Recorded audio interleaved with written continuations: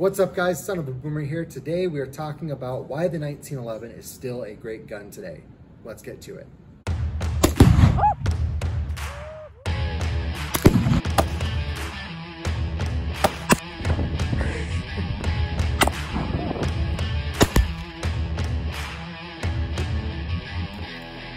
I don't think he made it. The 1911 is one of the most iconic pistols ever created. Designed by John Moses Browning in the year 1911, it served in the US military between World War I and the Vietnam War, and it's still in limited use by some Special Forces members today. Despite the rich history that the 1911 has, there are many of the opinion today that the 1911 sucks. And that's quite an assertion. Let's go over some of the main reasons why people might think that, and see if we can shed any additional light on the subject.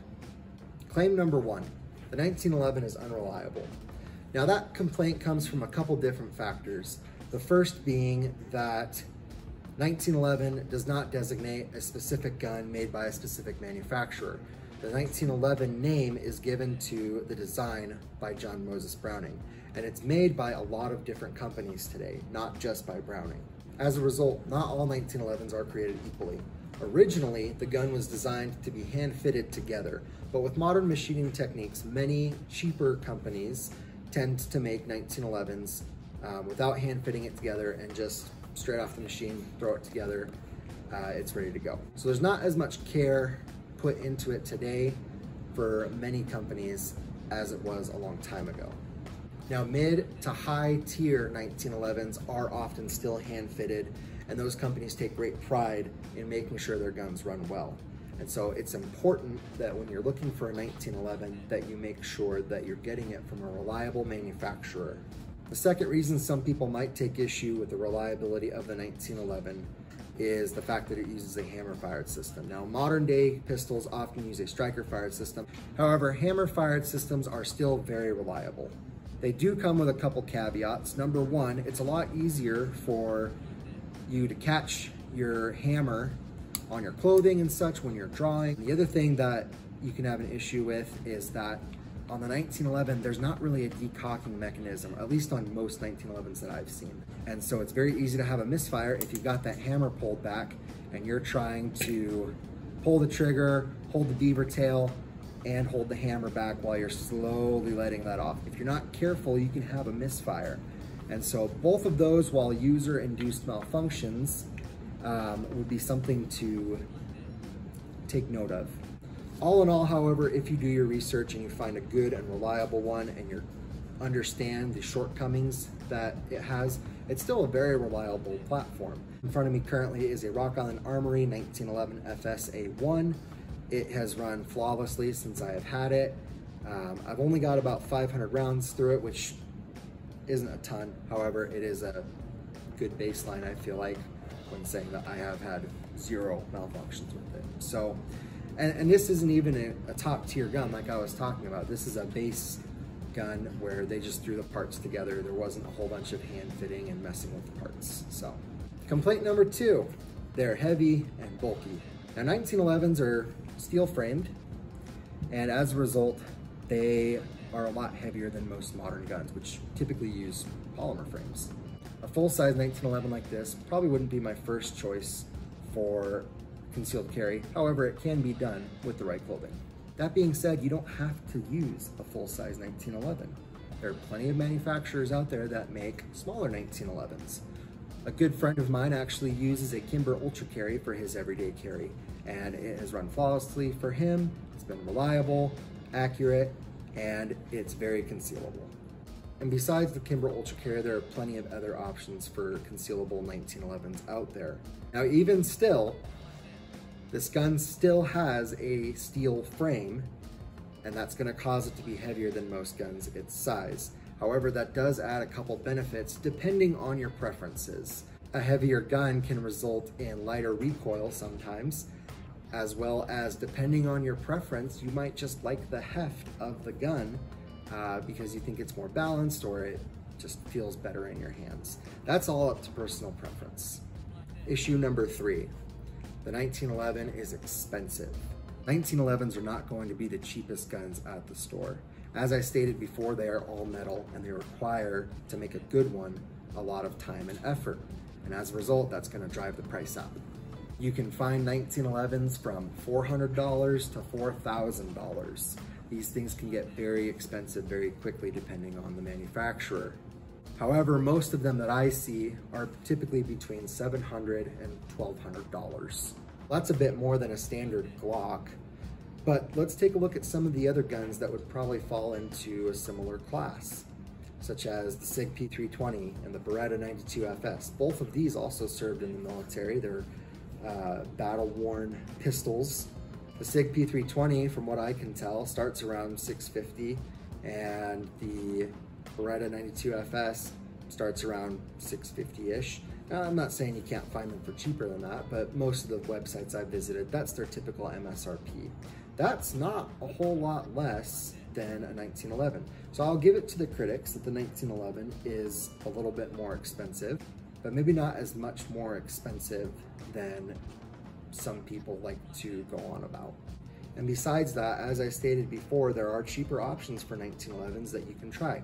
This one right here, Rock Island Armory.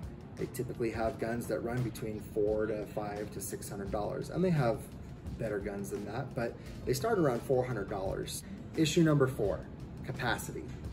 To paraphrase Frank Sinatra, love and marriage go together like a 1911 and 45 ACP marriage.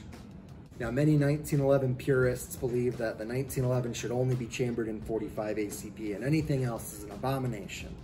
But I'm here to tell you that the 1911 is very open to your newfangled calibers. 1911s come in all shapes, sizes, and colors. Besides 45 ACP, probably the most common chambering for a 1911 would be 9mm. But you can find 1911s anywhere from 22 to 30 carbine. They're out there. Now, decreasing the caliber size is obviously going to increase the capacity size. However, despite that, there are plenty of companies out there that make double stack 1911s. Let's say you do have a gun like I do before me where it's 45 ACP and it only carries between 7 to 9 rounds depending on your magazine. Are you really going to need more than 7 to 9 rounds in most scenarios? Now, I can hear a lot of people getting mad at me for saying something like that because their most common argument against it is, if I can carry more ammo in the same size, why wouldn't I? And that's a fair point. 7 to 9 rounds is not going to be enough to solve every single problem out there. There are some scenarios where 20 rounds of 9mm isn't going to be enough to solve the problem. You have to stop somewhere, and it's up to you to determine how many rounds is necessary for most scenarios and prepare accordingly. Capacity is important, but it's not the end-all be-all, and I think 7 to 9 rounds is going to suit most people for most scenarios fairly well. Issue number 5, they're old and they're out of date. This is probably the most common complaint that I hear about 1911s, and it usually encompasses some of the before-mentioned complaints. Looking at how long the 1911 has been around, it's easy to understand that sentiment. The gun's design is over 110 years old, I think, now at this point. But let's look at some other really popular guns today. The AR-15, the AK-47, or AKM. These guns' designs are 60 to 75 years old also. They're also very old designs. Mauser action found in many bolt-action hunting rifles today was designed in 1895. Old designs can still be very effective in today's world. Another thing I'd like to say in the 1911's defense is the fact that it is very accurate. Now, I'm not the best shot out there, but with this gun in my hand, we went shooting, and at 50 yards, we were hitting a man-sized target all day. Went back to 75 yards, hit it really frequently. Went back to 100 yards, and we were still hitting it out there. After about 100 yards, my luck ran out, but my father-in-law was able to hit the man-sized target from 125 yards away. I have never been able to do that with any other of my pistols. Now, some of you might be able to do that, but for me, that was quite impressive. And I was able to do it because this gun is a very accurate and easy to shoot gun. Now, you'll probably never have to shoot 100 or 125 yards with a 1911, but it does beg the question, is accuracy old and outdated? What about power? .45 ACP, though an old design, delivers a pretty significant payload. I know I certainly wouldn't want to get hit by one. Now, the more stop and power mantra has become a bit of a meme in the gun community, and it's been embellished a lot throughout the years. But that doesn't negate the fact that the .45 ACP is still a very capable cartridge. And in terms of foot-pounds, from most of the ammunition that I've been able to look at, delivers a lot more foot-pounds of energy on target than a 9mm does. But if you don't agree with that, or you don't like .45 ACP, that's totally fine. As I stated before, there's plenty of 1911s chambered in 9mm, 40 Smith & Wesson, 10mm, any other cartridge you want to look for. When people say that the 1911 sucks, it implies that it is a terrible gun all around. Our gun world today has become increasingly specified. We need a pistol for concealed carry. We need a rifle for home defense. We need a rifle for hunting. We need a varmint gun. We need a shotgun for home defense. We need a shotgun for hunting. We need a gun for every single scenario. And so in today's world, we look at the 1911, we often say it doesn't excel, especially this full size, it doesn't excel at a whole lot. It's not the most budget friendly, it's not the most concealable, it doesn't have the great capacity. And yet, despite that, it dominates in competition shooting. With some little tweaks, this gun becomes a gun that competition shooters around the world are using. And in a competition, you don't want an unreliable gun. You don't want an inaccurate gun. You want a good, solid gun that's gonna give you exceptional performance. Again, as stated, many special forces are still using the 1911 to this day. You don't want an unreliable or crappy or sucky gun if you're trusting your life with it. The 1911 was a masterpiece then when it was introduced, and it's still a masterpiece now. Just because it's getting older does not mean that it doesn't have a solid place in today's world. I know that it may not fit every person's every scenario, but that does not mean that it is not a great gun. It definitely has a place in your safe today, and it has a place in your heart. I'll see you next time.